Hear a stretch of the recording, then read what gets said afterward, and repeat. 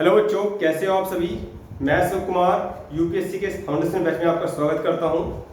जैसे कि काफ़ी बच्चे हमसे कह रहे थे काफ़ी दिन से, सर आपने ऑफलाइन बैच इतना अच्छा सा पढ़ाया है, प्लीज़ हमें ऑनलाइन बैच में आपसे पढ़ना है, क्योंकि हमें समय नहीं मिल पा रहा है, आपके जो टाइमिंग से हम मैच नहीं कर पा रहे हैं अपने टाइम को, तो प्लीज़ हमें ऑनलाइन क्लास बना के दे दीजिए।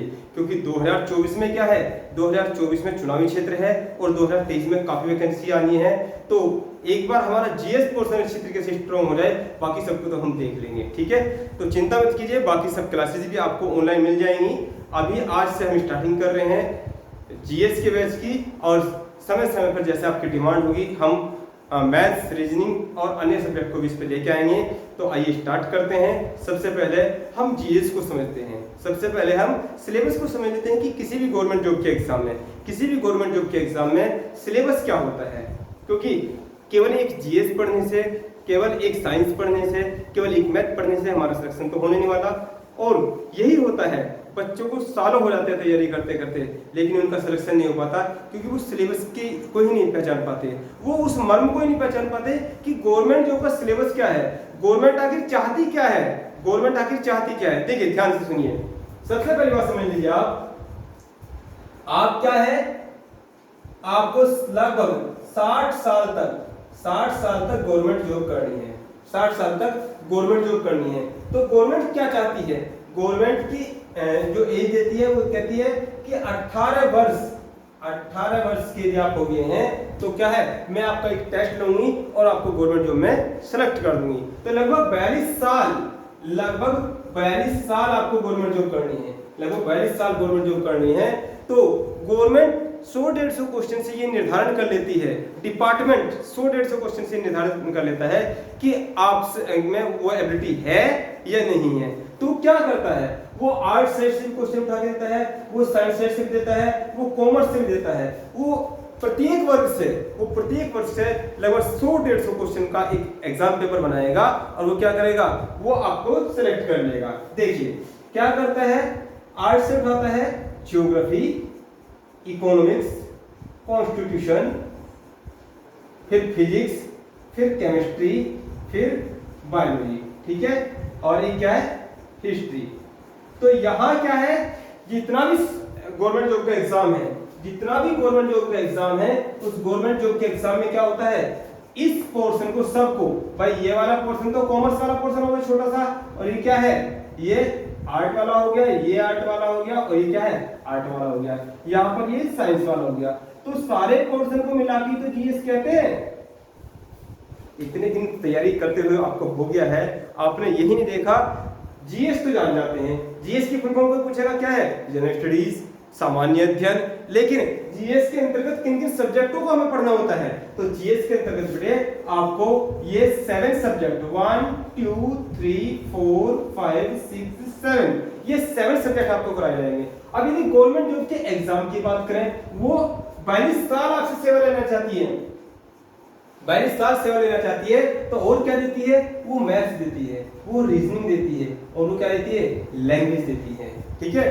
तो लैंग्वेज में क्या है, 2 लैंग्वेज डिमांड होती है, एक इंग्लिश की और एक क्या है, हिंदी की, ठीक है। तो ये है सिलेबस गवर्नमेंट जॉब के एग्जाम का आपका। यदि आपने ये कवर कर लिया तो ऐसा हो नहीं सकता कि किसी भी गवर्नमेंट जॉब में आपका सिलेक्शन ना हो। यहां तक कि देश की सर्वोच्च पोस्ट कही जाने वाली आईएएस पीसीएस के एग्जाम में भी आपका सिलेक्शन होता है। वही देश की सर्वोच्च क्या है, आईएएस, और प्रदेश की पीसीएस, तो उसका सिलेबस भी यही है। और यकीन मानिए 2024 में यदि चुनाव है ना, 2024 में चुनाव है, यदि 7 से 8 महीने, जैसे आप हमारे साथ ऑफलाइन बैच में बने हुए, 7 से 8 महीने जो बच्चे ऑफलाइन बैच को में नहीं आ पा रहे हैं, यदि ऑनलाइन 7 से 8 महीने हमारे साथ बने रहते हैं, तो बिल्कुल उसी अंदाज में पढ़ाऊंगा आपको जिस अंदाज में हम ऑफलाइन बैच को पढ़ाते हैं, ठीक है। तो आज स्टार्टिंग कर रहे हैं, सबसे पहले हम स्टार्ट कर रहे हैं ज्योग्राफी को, ठीक है, ज्योग्राफी को। आइए स्टार्ट करते हैं, और बाकी तो बातें अब रोज होती रहेंगी। बिल्कुल जीरो से स्टार्ट करेंगे, जैसे कि मुझसे बच्चे कह रहे थे, काफी बच्चों के फोन कॉल आए थे, सर बिल्कुल जीरो से स्टार्ट करना है। ऑनलाइन बैच में क्या होता है, यूट्यूब पर थोड़ा सा पढ़ाते हैं और उसके बाद क्या है, कोर्स पूरा हो जाता है। नहीं बेटे, लगभग 8 महीने लगेंगे और 8 महीने में आप मेरे साथ बने रहेंगे और उसके बाद जीएस की चिंता आपको छोड़ देनी है। ठीक है, आइए स्टार्ट करते हैं। सबसे पहला सब्जेक्ट ज्योग्राफी। ज्योग्राफी ज्योग्राफी को हिंदी में क्या कहते हैं? भूगोल। भूगोल, ठीक है। तो वो शब्द खुद बताता है, शब्द खुद बताता है कि मैं क्या हूं, शब्द खुद बताता है कि मैं क्या हूं। यहां क्या लिखा हुआ है? यहां लिखा हुआ है भूगोल, यानी कि भू के बारे में स्टडी करने जा रहे हैं। किसके? भू के बारे में, जो लगभग गोल सी है। तो पहले तो क्वेश्चन यहीं से बनेंगे, क्या भूमि गोल है? क्या पृथ्वी गोल है? क्या धरती माँ गोल है? हाँ, लगभग ऐसा ही सुना था हमने।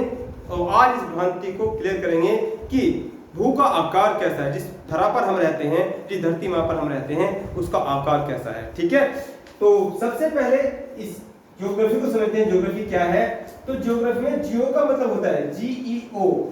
जियो का मतलब होता है क्या? The earth. और ग्राफी का मतलब होता है टू स्टडी, द अर्थ और टू स्टडी। ठीक है, और इस बात को बताने वाले कौन थे? इस बात को बताने वाले थे, यदि हम समस्त संसार का एक मैप देखें और यहाँ पर क्या है? अमेरिका। तो अमेरिका में क्या है? Princeton university. प्रिंसटन यूनिवर्सिटी, तो प्रिंसटन यूनिवर्सिटी में इरेस्टोथनीज साहब ने, किन्होंने? इरेस्टोथनीज साहब ने 2010 में एक शोध पत्र एडमिट किया अपना, और ये माना गया कि ज्योग्राफी में जियो का मतलब क्या होता है? The earth. क्या होता है? The earth, EARTH। ठीक है, और ग्राफी का मतलब होता है टू स्टडी। अरे सबसे पहले चैप्टर से स्टार्ट करने से पहले हम इसी बात को समझ लेते हैं। तो यहां से भी कई बार क्वेश्चन आ चुका है कि ज्योग्राफी शब्द देने वाले कौन थे? तो ज्योग्राफी शब्द देने वाले कौन है? इरेस्टोथनीज साहब हैं। ठीक है, तो सबसे पहले आप हेडिंग डालेंगे ज्योग्राफी, हेडिंग के सब्जेक्ट का नाम डालेंगे और अलग से रजिस्टर बना लेना। जैसा आपने ऑफलाइन बैच में बना रखा है, इसी प्रकार से अलग से रजिस्टर बना लेना। तो सब्जेक्ट का नाम डालेंगे ज्योग्राफी। ठीक है, और ज्योग्राफी में इसका मीनिंग लिखेंगे, अंडरलाइन करेंगे इसको। एक काम कीजिए, दोबारा से सब्जेक्ट का नाम डाल दिया, अब अगली लाइन डालिए ज्योग्राफी। ठीक है, और नीचे अंडरलाइन कीजिए, लिखिए द अर्थ। ठीक है, और ग्राफी के नीचे अंडरलाइन करते लिखिए टू स्टडी। नोट हो गया? ठीक है, अब लिखेंगे इंट्रोडक्शन, INTRODUCTION, इंट्रोडक्शन लिखेंगे। ज्योग्राफी शब्द मैं आपको साथ साथ में नोट्स बनवाते चलूंगा, बिल्कुल ऑफलाइन बेस लिखेंगे। ज्योग्राफी शब्द देने वाले भूगोलवेत्ता इरेस्टोथनीज थे। भूगोलवेत्ता इरेस्टोथनीज थे। 2010 में इनके एक शोध पत्र द्वारा प्रिंसटन यूनिवर्सिटी में यह स्वीकार किया गया कि ज्योग्राफी में जियो का मीनिंग, जियो का अर्थ, ऐसे कहें जियो का अर्थ या जियो का मीनिंग द अर्थ है, जबकि ग्राफी का तात्पर्य टू स्टडी। अर्थात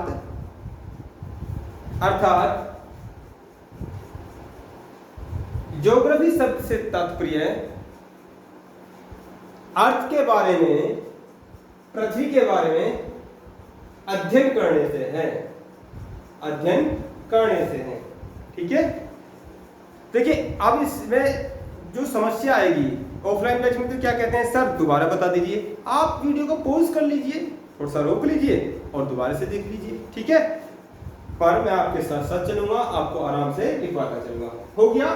ठीक है, अब डालेंगे पहले चैप्टर का नाम, क्योंकि भूगोल भी क्या है? भूगोल भी एक प्रकार का साइंस है।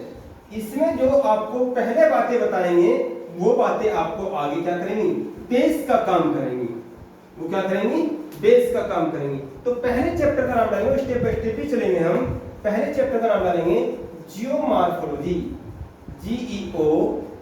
MARPHOLOGY, geomorphology.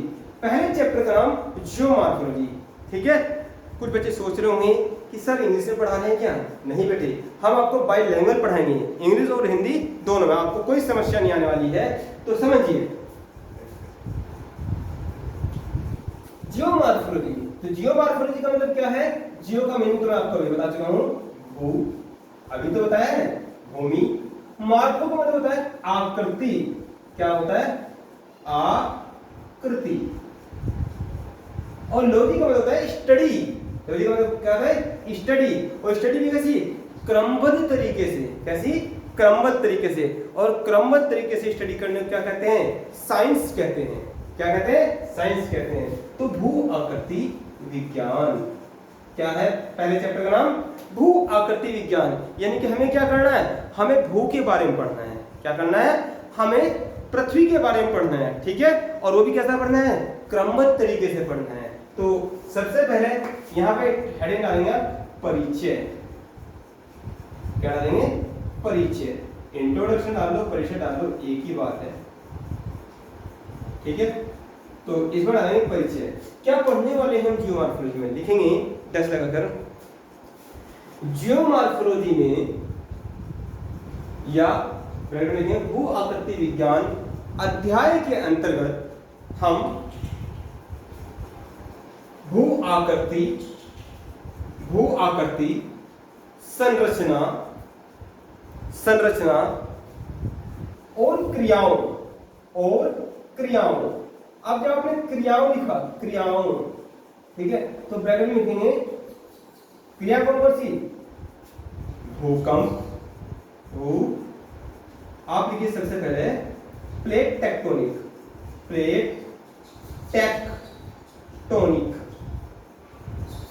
Plate tectonic, comma, भूकंप, कोमा, ज्वालामुखी।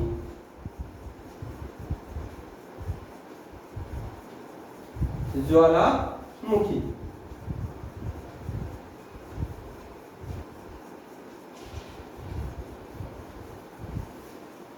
Bracket close. का अध्ययन करेंगे। ठीक है। तो जियोमॉर्फोलॉजी में हमें क्या पढ़ना है? ये पढ़ना है। ठीक है। और देखिए क्रियाओं का मतलब क्या है? अरे भूमि की क्रियाएं क्या हैं? ऐसी कोई क्रिया जो भूमि के अंदर से सुटह होती हुई दिखाई देती है, उसे क्या कहेंगे? क्रिया। ठीक है। तो भूकंप, भू का कांप जाना। अब प्लेट टेक्टोनिक, जो बच्चे साइंस साइड वाले हैं, एक अलग कलर, जो साइंस साइड वाले हैं वो इस बात से बिल्कुल अपरिचित हैं। तो ये क्या है? ये अपने आप में एक चैप्टर है। ये अपने आप में क्या है? एक चैप्टर है। तो ये मैं आपको स्टेप बाय स्टेप बताऊंगा। सबसे पहले चलते हैं हम पहले बिंदु पर हमने क्या कहा? भूमि की संरचना। तो देखिए हेडिंग डालिए, पहला टॉपिक डालिए, पहला कि भूमि की संरचना। आपने कहा ना पहला हेडिंग, भूमि की आकृति कैसी है? भूमि की आकृति और संरचना। ये हेडिंग डाल लीजिए आप। ठीक है। तो भूमि की आकृति कैसी है? चलो आज मुझे बताइए भूमि की आकृति कैसी है? कैसा है भूमि का डिजाइन? कैसा है धरती माँ का आकार? कैसी दिखती है धरती माँ? कैसी दिखती है? कुछ बच्चे बता रहे हैं कमेंट में। अच्छा, कोई कह रहा है अंडाकार है। ठीक है। कुछ बच्चे कह रहे हैं नाशपाती के आकार की है। चलो ठीक है। कुछ बच्चे कह रहे हैं सर दीर्घवृत्ताकार है। अब आर्ट साइड के बच्चे तो जानते नहीं दीर्घवृत्त किसे कहते हैं, क्योंकि मैथ्स वाले बच्चों ने तो कोऑर्डिनेट में पढ़ा है दीर्घवृत्त क्या होता है, एलिप्स क्या होता है पढ़ा है। लेकिन अब ये बातें एक्चुअली क्या है? बुक्स में लिखी हुई थी। ये बातें बुक्स में लिखी हुई थी, लेकिन मैं आपको बता दूं पृथ्वी का जो डिजाइन है, पृथ्वी का जो आकार है, पृथ्वी की जो संरचना है, आप मेरे साथ ये चित्र बना लीजिए। और लगभग अंडे के जैसे चित्र बना है, लेकिन कभी भी ऑप्शन आएगा कि पृथ्वी का आकार कैसा है, तो आप कभी भी क्या करेंगे? कभी भी पृथ्वी के आकार को आप अंडाकार नहीं लिखेंगे। पृथ्वी का आकार कैसा है? जिवोइड, GEOIED, जिवोइड। पृथ्वी का आकार कैसा है? इसका आकार जिवोइड शेप है। अब ये जिवोइड क्या बना है? अब ये जिवोइड क्या बना है, इस बात को समझते हैं। ठीक है, अरे मुझे बताइए, ये जो बोर्ड है हमारा, इस बोर्ड का आकार कैसा है? ठीक है, इस बोर्ड का आकार कैसा है? आयताकार है। कैसा है? आयताकार है। अभी ये जो मैंने आकृति बना दी है, तो ये कैसी है? ये त्रिभुज है, ये भी त्रिभुज है, ये वृत्त है। ठीक है, यहाँ पर ये क्या है? ये आपका वर्ग है। ये क्या है? वर्ग है। तो क्या ये आकृतियां जब स्टडी स्टार्ट नहीं हुई थी, जब पढ़ाई स्टार्ट नहीं हुई थी, जब मैथमेटिक्स स्टार्ट नहीं हुआ था, क्या ये आकृतियां उस समय नहीं थी? क्या हमारे दरवाजे आयताकार शेप में नहीं होते थे गांवों में? ठीक है, शहरों में क्या होता है? अब सिंगल पल्ला होता है, पहले क्या होता था? डबल होता था। ठीक है, तो वो सब क्या आयताकार तो थे। क्या वर्ग पहले नहीं होता था? क्या वृत्त टाइप की चीज पहले नहीं होती थी? होती थी। बस जब इनको इंक्लूड कर दिया गया, इनकी डेफिनेशन बता दी गई, भाई जिसकी आमने सामने की भुजाएं क्या हो? बराबर हो, वो क्या है? आयत है। और दो भुजाओं के बीच में क्या है? 90 डिग्री का एंगल हो, तो उसे क्या कह देंगे? आयत कह देंगे। उसे क्या कह देंगे? आयत कह देंगे। अब जिसकी क्या है? सारी भुजाएं बराबर हो, जिसकी सारी भुजाएं बराबर हो, तो क्या है? वर्ग है। वो क्या है? वर्ग है। जो तीन भुजाओं से बनी आकृति को क्या कहते हैं? त्रिभुज कहते हैं। तो यदि पृथ्वी को हम अंडाकार कहेंगे तो किस प्रकार के अंडे की जैसी है? क्या ये मुर्गी के अंडे की जैसी है, बत्तख के अंडे की जैसी है, या शुतुरमुर्ग के अंडे की जैसी है? किस प्रकार के अंडे की? सांप के अंडे की जैसी है, पटडगों के अंडे की जैसे। पटडगों का अंडा क्या होता है? ऐसे धरती पे मारोगे आप, थोड़ा सा उछलेगा रबड़ की तरह। तो अब अंडे तो कई प्रकार के होते हैं, किसके अंडे की तरह है? नहीं। अब क्या है? पृथ्वी को परिभाषित किया गया है, पृथ्वी को परिभाषित किया गया है वो आकृति जिसकी वृत्त, जिसकी चौड़ाई ऊपर से क्या हो? ऊपर से कम हो और नीचे से कम हो, और बीच में से उसकी शेप क्या है? उभरी हुई है और चौड़ाई ज्यादा है, उसे क्या कहेंगे? जिवोइड शेप कहेंगे। क्या कहेंगे? जिवोइड शेप कहेंगे। तो पृथ्वी का आकार आज के बाद कभी भी संरचना के बारे में पूछेगा पृथ्वी की, तो बता दोगे ना? भूगोल, अभी तो लिखा था हमने, भूगोल। सब्जेक्ट का नाम क्या है? भूगोल। उससे पहले चैप्टर क्या है? जियोमॉर्फोलॉजी। तो इसमें क्या कर रहे हैं? लगभग भू कैसी है? गोल है। नहीं, भू गोल नहीं है। भू कैसी है? जिवोइड शेप है। और जिवोइड शेप क्या होती है? ऐसी आकृति जिसकी चौड़ाई ऊपर से कम हो, नीचे से कम हो, और बीच में से उसकी शेप क्या है? उभरी हुई हो, और वृत्त उसकी ज्यादा हो, चौड़ाई ज्यादा हो, उसे जिवोइड शेप कहेंगे। तो आप सबसे पहले पहला टॉपिक डालेंगे जियोमॉर्फोलॉजी का। पहला टॉपिक क्या है आपका? आकृति या संरचना। इटंडे का मतलब होता है क्या? ओब्लिक। इटंडे का मतलब क्या होता है? ओब्लिक। इसका मतलब होता है या। ठीक है, हर चीज को मैं आपको समझा के चलूंगा। संरचना, तो ये डिजाइन बनाइए। ठीक है, और यहां से देखिए, ये भी आपको दिखाई दे रहा है, चौड़ाई ज्यादा है, ये चौड़ाई कम है, ये कम है। ठीक है, तो लिख लीजिए जिवोइड। ठीक है, और इसमें लिख लेंगे, ये लिखा हुआ है पृथ्वी की संरचना कैसी है? जिवोइड शेप की है। ठीक है, जल्दी से नोट कीजिए।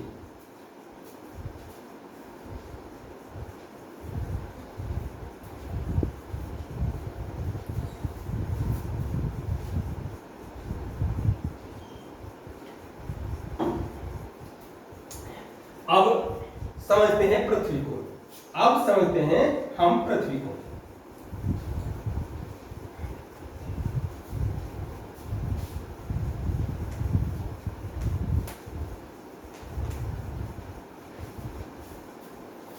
इसको भी कर दीजिए रफ।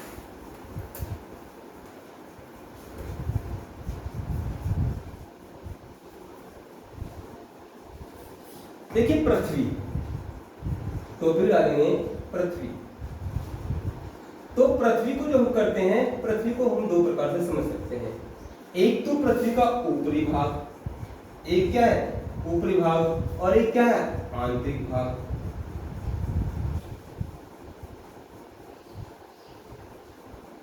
ठीक है, ऊपरी भाग तो थोड़ा सा आसान है, ऊपरी भाग तो देखा हुआ है हमने, ऊपरी भाग तो देखा हुआ है। कैसा देखा है, ऊपरी भाग कैसा दिखाई देता है? एक काम करते हैं, इसे नंबर 1 डाल लीजिए, इसे नंबर 2 डाल दीजिए। इतना हमने डाल लीजिए आप। सेकंड टॉपिक, जियोमॉर्फोलॉजी का सेकंड टॉपिक क्या है? पृथ्वी। और पृथ्वी को दो प्रकार से पढ़ेंगे, एक ऊपरी भाग और एक आंतरिक भाग। ठीक है, नोट कीजिए। अब एक फिगर के माध्यम से मैं आपको समझाता हूं, अब एक फिगर के माध्यम से मैं आपको समझाता हूं। देखिए,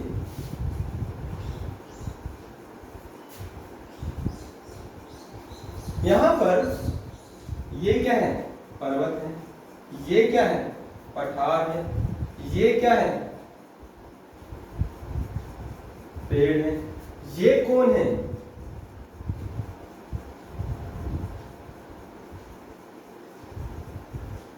ये सोनिया है।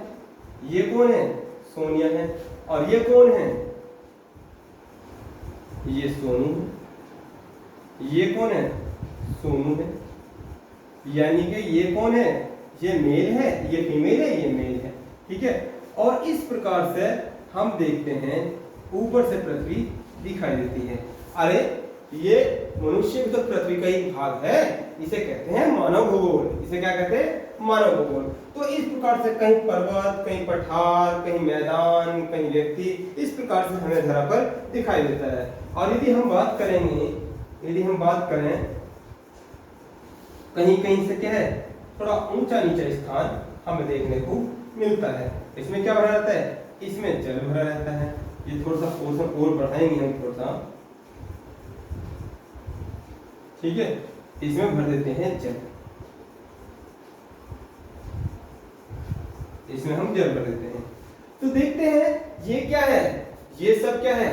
ये सब भू आकृति दिखाई देती है। और ये क्या है? ये जलीय भाग दिखाई देता है तो सब पृथ्वी पर ही है, तो सब पृथ्वी पर। ये क्या है? ये स्थलीय भाग कहलाता है। ये क्या कहलाता है? स्थलीय। और ये क्या है? ये जलीय भाग कहलाता है। ये जलीय भाग कहलाता है। यदि हम बाजार जाएंगे और इसका नक्शा खरीदेंगे, पूरी पृथ्वी का, पूरे संसार का नक्शा खरीदेंगे, तो कैसा मिलता है? कैसा मिलता है नक्शा? वो भी मैं ड्रॉ कर देता हूं, वो भी मैं आपको ड्रॉ कर देता हूं। यहां पर एक रफली मैप मैं आपको बना रहा हूं, क्योंकि हूबहू चित्र तो मानचित्र में भी नहीं होता है, उसमें भी क्या होता है? एक आइडिया होता है। तो मैंने यहाँ पर संपूर्ण पृथ्वी का चित्र आपको बना के दिया है। ठीक है, कैसा है? यहाँ पर पानी भरा रहता है, यहाँ पर भी पानी भरा रहता है एस शेप में, हिंदुस्तान के नीचे पानी है। ठीक है, और ये भी पानी है, यहाँ भी पानी होता है और यहाँ भी पानी होता है। संपूर्ण पृथ्वी की यदि हम बात करेंगे, संपूर्ण पृथ्वी की बात करेंगे, तो भूखंड हमें ऐसे दिखाई देता है। इसको हम एशिया कॉन्टिनेंट, एशिया कॉन्टिनेंट के नाम से जानते हैं। और इसको क्या कहते हैं? इसको यूरोप कॉन्टिनेंट, और इसको नॉर्थ अमेरिका, इसको साउथ अमेरिका, इसको अफ्रीका, इसको ओसोनिया, इसको क्या कहते हैं? ओसोनिया। इसको हम कहते हैं अंटार्कटिका, अंटार्कटिका,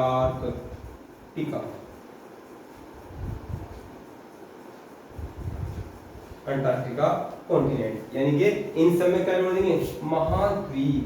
क्या जोड़ देंगे? महाद्वीप, अफ्रीका महाद्वीप। ठीक है, तो इस प्रकार से हम पृथ्वी को देखते हैं। तो यहाँ पर हम देखते हैं कि क्या है, यदि भूमि के पृथ्वी के टॉपिक क्या डाला है? सेकंड टॉपिक पृथ्वी। और पृथ्वी को दो पार्ट में पढ़ेंगे, एक ऊपरी भाग, एक क्या है? आंतरिक भाग। तो यदि हम ऊपरी भाग की विषय में बात करेंगे, बाजार जाएंगे, नक्शा खरीदेंगे, तो नक्शे में हमें दिखाई देगा क्या है? नीला नीला सा है, पूरा नक्शा कैसा है? नीला नीला सा है। और कहीं कहीं इस प्रकार से आकृति दी हुई है। तो 7 बड़ी आकृतियां हैं, उन्हें महाद्वीप कहते हैं। एशिया महाद्वीप जिसमें हम रहते हैं, ठीक है, यूरोप महाद्वीप जहां से अंग्रेज आए थे, उत्तरी अमेरिका महाद्वीप, ऐसी में वो देश है जो विश्व शक्ति है इस समय, अमेरिका, दक्षिण अमेरिका महाद्वीप, अफ्रीका महाद्वीप, ओशोनिया महाद्वीप। बेटे ऑस्ट्रेलिया महाद्वीप को ओशोनिया महाद्वीप कहते हैं।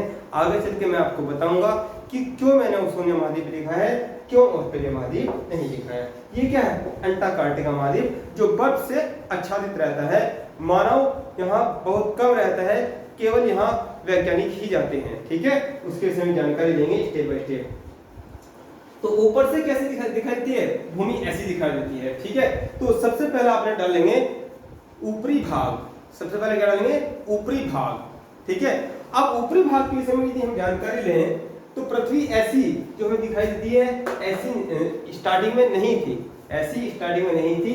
या जैसा हमारा एक देश दिखाई देता है, देश का नक्शा है भारत, पाकिस्तान, बर्मा, भूटान, चीन, ताइवान, अमेरिका, इस प्रकार से जो आज हमने अलग अलग अपनी जमीन को बांट दिया है, तो इस प्रकार से नहीं थी। सबसे पहले पृथ्वी क्या थी, आपको एक अभी मैंने लिखवाया था जियोमॉर्फोलॉजी। क्या लिखवाया था, जियोमॉर्फोलॉजी। और जियोमॉर्फोलॉजी के अंतर्गत हमने देखा था कि क्या है, हम भूमि की आकृति और क्रियाओं, तो क्रियाओं में जो टॉपिक आया था प्लेट टेक्टोनिक, तो सीधा सीधा एक चैप्टर है वो प्लेट टेक्टोनिक। ठीक है, तो प्लेट टेक्टोनिक में मैं आपको बताऊंगा कि कैसे कैसे हमारे ये महाद्वीपों का निर्माण हुआ। तो फिलहाल आप शॉर्ट तरीके में समझ लीजिए क्या है। सबसे पहले ये सारे महाद्वीप जुड़े हुए थे। ठीक है, और ये जो जल है, जो जल नीचे है, वो क्या है, वो इस प्रकार से इसके चारों ओर क्या था, ये भरा हुआ था। और इस बीच के भाग को कहते थे पेंजिया। क्या कहते थे, पेंजिया। और ये जलीय भाग क्या था, पैंथालासा। और आज क्या हुआ है, आज इस रूप में परिवर्तित हो चुका है। तो सबसे पहले क्या बने, सबसे पहले महाद्वीप बने।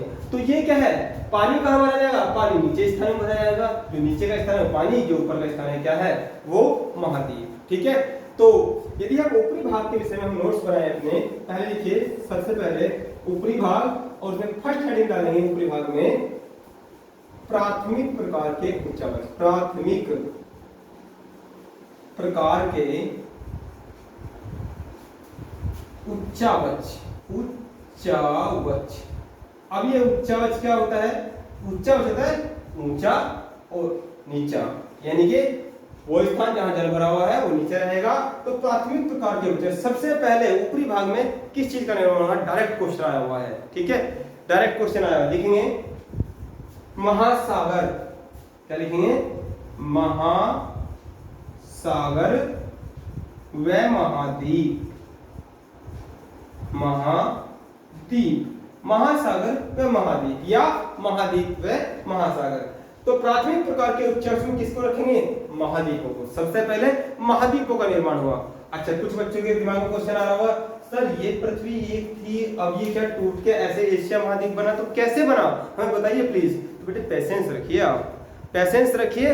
बिल्कुल जीरो से लेके चल रहा हूं आपको मैं, बिल्कुल जीरो से लेके चल रहा हूं। बस आप लगभग 7-8 क्लास तो कीजिए जैसे आपने ऑफलाइन बैच में की हैं। ठीक है, 7-8 क्लास कीजिए, ये आपको क्या हो सारी बातें पता जाएंगी। ये मान लीजिए अभी ये आपका क्या है, डेमो लेक्चर है। ठीक है, ये आपका डेमो लेक्चर है। अब एक ही दिन में तो मैं आपको सारी भुट्टी पिलानी दूंगा कि आप ज्योग्राफी के क्या हो जाओगे, बिल्कुल भूगोल वेत्या हो जाओगे, ऐसा नहीं है। ठीक है, तो आइए पहला पॉइंट लिखे, प्राथमिक प्रकार के उच्चावच। ठीक है, तो प्राथमिक प्रकार के उच्चावच में क्या है, महासागर और महाद्वीप। कुछ आंतरिक कारणों के कारण, समझिए कुछ आंतरिक कारणों के कारण ये हुआ है, और वो आंतरिक कारण हम पढ़ेंगे प्लेट टेक्टोनिक चैप्टर में। ठीक है, तो नोट किया आपने ऊपरी भाग। ठीक है, सेकंड टॉपिक डाला आपने ऊपरी भाग, और उसमें पहला पॉइंट डाला प्राथमिक प्रकार के उच्चावच। तो प्राथमिक प्रकार के उच्चावच में क्या कहेंगे, महासागर और महाद्वीप। सेकंड लिखेंगे द्वितीयक प्रकार के उच्चावच। सेकंड लिखेंगे, यहां पर सेकंड लिखेंगे द्वितीयक प्रकार के उच्चावच। द्वितीयक प्रकार के उच्चावच, प्रकार के उच्चावच, द्वितीय प्रकार के उच्चावच। जैसा कर लेंगे पर्वत, पर्वत, कोमा पठार, कोमा मैदान, कोमा मरुस्थल। ठीक है, कोमा द्वीप। अब ये द्वीप क्या होता है, महाद्वीप तो समझे, द्वीप क्या होता है, द्वीप ऐसा भूखंड जिसके चारों तरफ पानी हो, उसे क्या कहेंगे, द्वीप कहेंगे। और महाद्वीप क्या है, महाद्वीप के अंदर बैठे होते हैं देश। महाद्वीप के अंदर क्या होते हैं, देश। जमीन का एक बहुत बड़ा भूभाग जिसके अंदर देश है, और एक होता है प्रायद्वीप। प्रायद्वीप क्या होता है? जो तीन ओर से पानी से घिरा हो। ठीक है, तो ये सब बातें मैं आपको स्टेप बाय स्टेप जब इनका जिक्र आएगा मैं आपको नोट भी करा दूंगा। ठीक है, तो अभी आप लिख लीजिए प्राथमिक प्रकार के उच्चर। सबसे पहले क्या बने? महाद्वीप बने और महासागर बने। अपने आप में एक चैप्टर है, जब महाद्वीप पढ़ाऊंगा तो बताऊंगा महाद्वीप क्या होता है। ठीक है, सेकंड लिखा आपने द्वितीय प्रकार के उच्चवच पर्वत, पठार, मैदान, द्वीप आदि। ठीक है, अब लिखेंगे तृतीय प्रकार के उच्चवच। अब लिखेंगे थर्ड, तृतीयक प्रकार के उच्चवच। तृतीय प्रकार के उच्चवच, तो तृतीय प्रकार के उच्चवच में लिखेंगे डैश है नदी, अपर्दन, नदी, अपर्दन और अपक्षय। ठीक है, तो प्राथमिक प्रकार के उच्चवच में हमने सबसे पहले देखा ऊपरी भाग में क्या क्या बन रहा है। ऊपरी सीधा क्वेश्चन आता है कि बताइए निम्न में से द्वितीय प्रकार का उच्चवच कौन सा नहीं है, तो क्या दे देगा? क्या दे देगा? महासागर दे देगा और नदी दे देगा। द्वितीय प्रकार के उच्चवच में क्या होता है? पर्वत, पठार, मैदान, मरुस्थल, द्वीप आदि। ठीक है, ये सब चीजें हैं। चलिए, ये हुई प्राथमिक प्रकार के उच्चवच की बात। अब हमने भूमि के ऊपरी भाग को देखा और अपने आप में ये क्या है? चैप्टर है। ठीक है, अपने आप में सब क्या है? चैप्टर है। अब आगे चलते हैं, अब बात करते हैं आंतरिक भाग की। अब बात करते हैं आंतरिक भाग की, और इसी में आपको पता चलेगा किस प्रकार से पर्वत, पठार, मैदान आदि बने हैं। ठीक है, इसी में आपको पता चल जाएगा।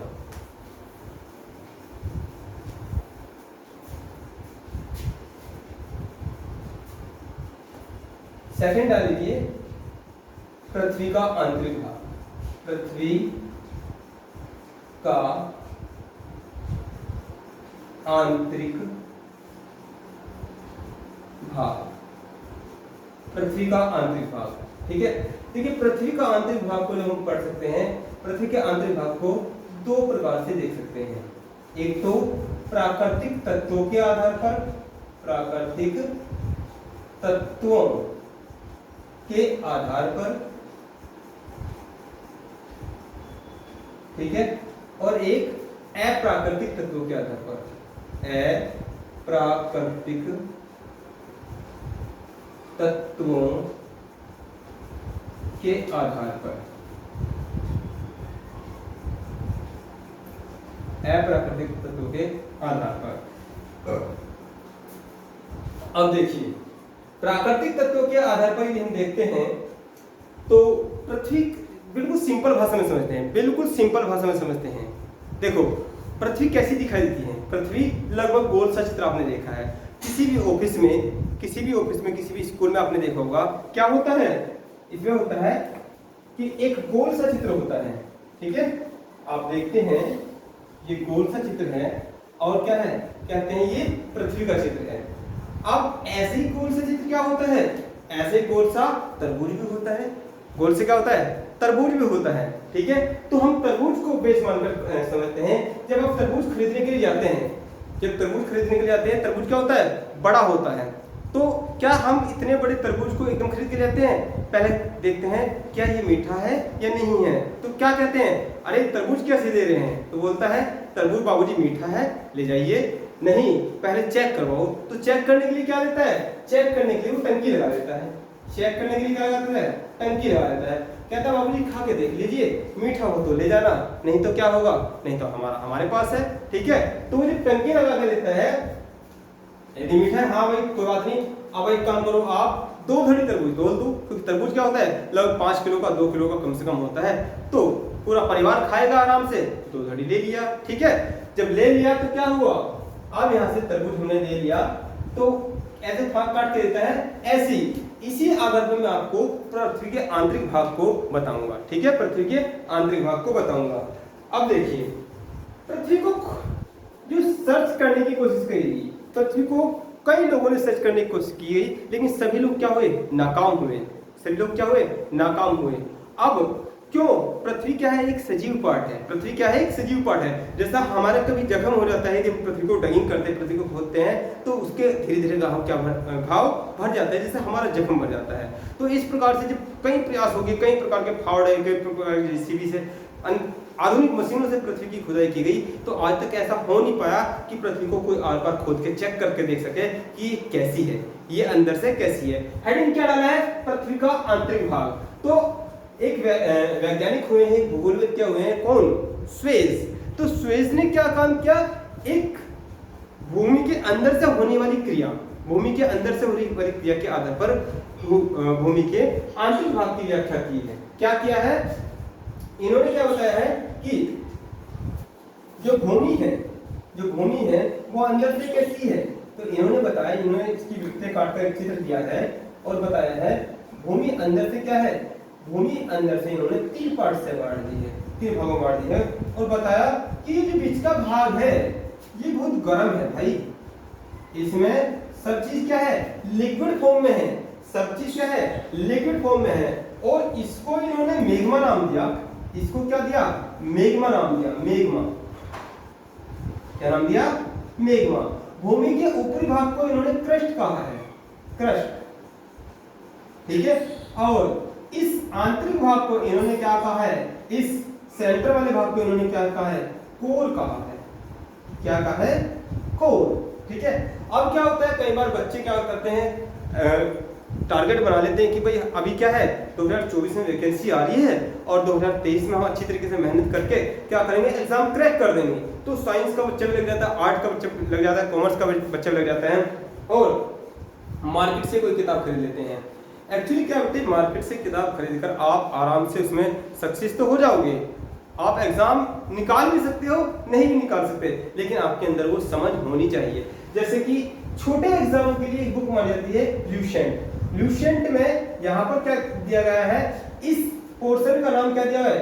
इस पोर्शन का नाम सियाल दिया हुआ है। क्या दिया हुआ है? सियाल, ठीक है। और इस वाले पोर्शन का नाम सीमा। क्या दिया हुआ है? सीमा। और इस वाले पोर्शन का नाम क्या दिया हुआ है? नीफे। क्या दिया हुआ है? नीफे। अब ये वही वाली बात है, ल्यूसेंट जो किताब है, ल्यूसेंट बहुत अच्छी किताब है, ल्यूसेंट मैंने कई बार पढ़ी है, लेकिन उसको पढ़ने के लिए आपको समझ होनी चाहिए, उसकी पढ़ने के लिए समझ होनी चाहिए, क्योंकि वो क्या है, वो हर प्रकार के बच्चे के लिए बनाई गई है, ठीक है। हर प्रकार के बच्चे के लिए बनाई गई, उसकी भाषा को इसी प्रकार से देखा गया है। लेकिन ये यदि ऐसे क्वेश्चन बदल जाए, आपको ये तो पता चल गया कि भूमि के ऊपरी पार्ट को जिस पर हम रहते हैं, जहाँ पर ये मानव रहता है, क्रियाकलाप करता है, ये वृक्ष वगैरह है, जहाँ पर ये सोनिया रहती है ना, सोनिया, जहाँ पर ये सोनिया रहती है, जहाँ पर पर्वत है, पठार है, मैदान है, मरुस्थल है, तो ये क्या है, ये क्रस्ट है। और इंग्लिश में इसको क्या लिख रहा है? CRUST, ठीक है। इसको क्या लिख रहा है? क्रस्ट लिख रहा है, ठीक है। पूछा कि बताइए निम्न में से भूमि की ऊपरी परत को क्या कहा जाता है? तो बोल देगा क्रस्ट, ऐसे लिख देगा, ऐसे लिख देगा। लेकिन जहां उसने लिख दिया कि सियाल, कोई बात नहीं, आपने सियाल को भी रख लिया। लेकिन पूछेगा बताइए भूमि के ऊपरी परतों में निम्न में से किन तत्वों की अधिकता है? तो वो तत्व तो आपने पढ़े नहीं है, क्योंकि आपने तो केवल नाम पढ़ा है कि यहीं पर छिपा हुआ है, यहीं पर छिपा हुआ है। बस आपको नजर चाहिए, वो नजर चाहिए बताने के लिए क्वेश्चन का आंसर। तो यही होता है, किताबों को हम खरीद तो लेते हैं, लेकिन उनको पढ़ने के लिए हमें एक मजे हुए एक अच्छे टीचर की आवश्यकता पड़ती है। तो यदि आपको लगे कि हाँ अभी आप 3-4 दिन अटेंड कीजिए क्लास को, यदि आपको लगे कि हाँ हम जहाँ पढ़ रहे हैं वो वहाँ से हमारे क्वेश्चन आराम से बैकएंड पेपर सोल्व हो रहे हैं, तो आप पढ़ते रहिए, कोई दिक्कत नहीं। क्योंकि ऑफलाइन बैच में भी काफ़ी बच्चे पढ़ रहे हैं, तो उन्होंने कहा इसलिए मैंने ये ऑनलाइन बैच स्टार्ट कर दिया उन बच्चों के लिए जो बच्चे क्या है किसी वजह से हमारी क्लास को अटेंड नहीं कर पा रहे, ठीक है। और 2023 अपना टारगेट बना लीजिए, आराम से आपका एग्जाम निकल जाएगा। देखिए सियाल, यहाँ पर क्या हो रहा है, उसने क्या किया, सियाल को कैसे किया है, सियाल, सियाल, सियाल, ये क्या है, सियाल। तो ये बता रहा है यहाँ पर क्या है, सिलिकॉन और एल्युमिनियम तत्वों की दिखता है। और इसको कैसे लिखना था, इसको ऐसे लिखना था, सीमा, सीमा। तो इसका मतलब निकिल सिलिकॉन और मैग्नीशियम तत्वों के दिखता है। इसका मतलब क्या है, निकिल नी फे निकिल और फेरस तत्वों के दिखता है, अर्थात लौह तत्वों के दिखता है। तो प्राकृतिक तत्वों के आधार पर यदि हम भूमि के आंतरिक भाग को देखेंगे तो सुएज ने बताया है, तो सुएज ने 3 पार्टों में बांट दिया है। सुएज ने 3 पार्टों में बांट दिया है, क्रस्ट, ये मेघमानी सॉरी, ये अंदर इसके मेघ भरा हुआ है, इसको उसने कहा है, इसको हम हटा देते हैं, इसको कहा है मेंटल, क्या कहा है, मेंटल। और इसको आप यहां लिख लीजिए, ये जो रेड कलर का है ये क्या है, मेघ। इसकी भी कहानी बताएंगे आपको भी, इसकी भी कहानी बताएंगे, ठीक है। तो ये क्या है, ये प्राकृतिक तत्वों के आधार पर भूमि का विश्लेषण किया है, किसने, सुएज ने। तो आप पहले सबसे पहले नोट्स बनाइए, ठीक है। अब नोट्स बनाइए और लिखिए तीसरा टॉपिक, हमारा ये तीसरा टॉपिक है और इसी पे मैं क्लास खत्म करूंगा, इसी पे मैं क्लास खत्म करूंगा, पृथ्वी का आंतरिक भाग, पृथ्वी का आंतरिक भाग, ठीक है। तो 2 प्रकार से इसको डिजाइन कर लीजिए, प्राकृतिक तत्वों के आधार पर और अप्राकृतिक तत्वों के आधार पर, प्राकृतिक तत्वों के आधार पर और अप्राकृतिक तत्वों के आधार पर, ठीक है, हो गया। अब लिखिए इसमें नंबर 1 प्राकृतिक तत्वों के आधार पर, नंबर 1 प्राकृतिक तत्वों के आधार पर लिखेंगे, सुएज नामक भूगोलवेत्ता ने, सुएज नामक भूगोलवेत्ता ने सिस्मोग्राफ की सहायता से, सिस्मोग्राफ ये लिखा हुआ है, सिस्मोग्राफ, सिस्मोग्राफ की सहायता से भूकंपीय तरंगों के आधार पर, भूकंपीय तरंगों के आधार पर पृथ्वी के आंतरिक भाग को निम्न प्रकार से, पृथ्वी के आंतरिक भाग को निम्न प्रकार से बांटा है, निम्न प्रकार से बांटा है, ठीक है। और ये चित्र बनाइए, ये चित्र बना दीजिए, ठीक है, जल्दी से बनाइए।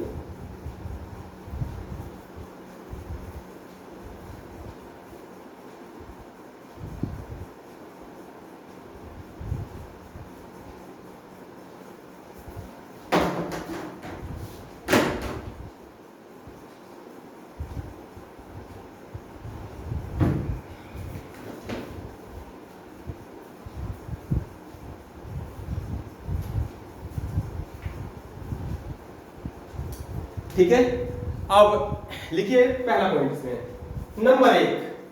Number 1 crust, number 1 crust, CRUST crust, ठीक है, ओब्लिक सियाल, ओब्लिक सियाल,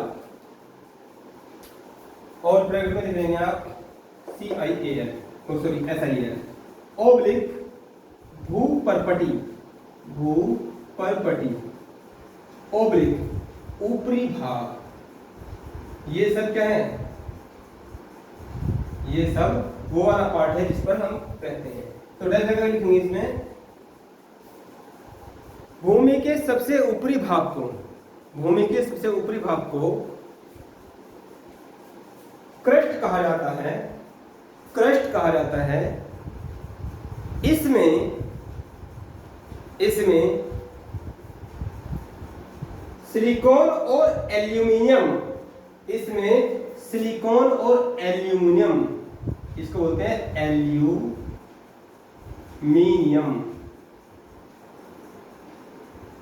और ये क्या है, सिलिकॉन, सिलिकॉन और एल्यूमिनियम तत्वों की अधिकता है, तत्वों की अधिकता है।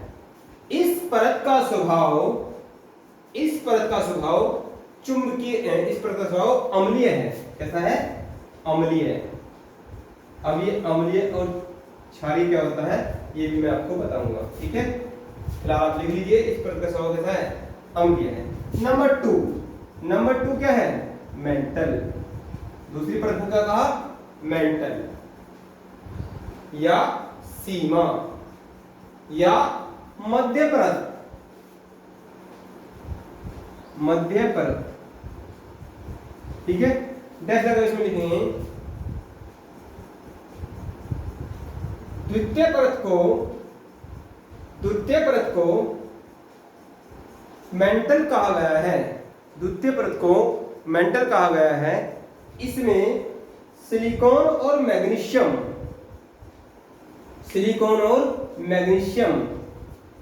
तत्वों की अधिकता है। सिलिकॉन और मैग्नीशियम तत्वों की अधिकता है। इस परत का स्वभाव क्षारीय है। इस परत का स्वभाव क्षारीय है। बेटे यहां कुछ बच्चे सोच रहे होंगे कि सर मैग्नीशियम का फॉर्मूला तो Mg होता है, मैग्नीशियम का फॉर्मूला तो Mg होता है, फिर यहाँ पे Ma क्यों लिखा हुआ है? अरे उसने मैग्नीशियम को इंग्लिश में Ma जो स्पेलिंग लिखेगा उसको ले लिया और कुछ नहीं करा है। आप इसमें कंफ्यूज मत होइए, कोई इतनी बड़ी बात नहीं है, ठीक है। तो देखिए नंबर 3 कोर। नंबर 3 क्या है? कोर, CORE और ये क्या है? Mental, MENTAL, mental. ये आपके इंग्लिश में नेम होंगे, ठीक है। मेंटल ऑब्लिक नीफे, ब्रैकेट में लगाएंगे NIFE। जैसे अगर लिखेंगे तृतीय परत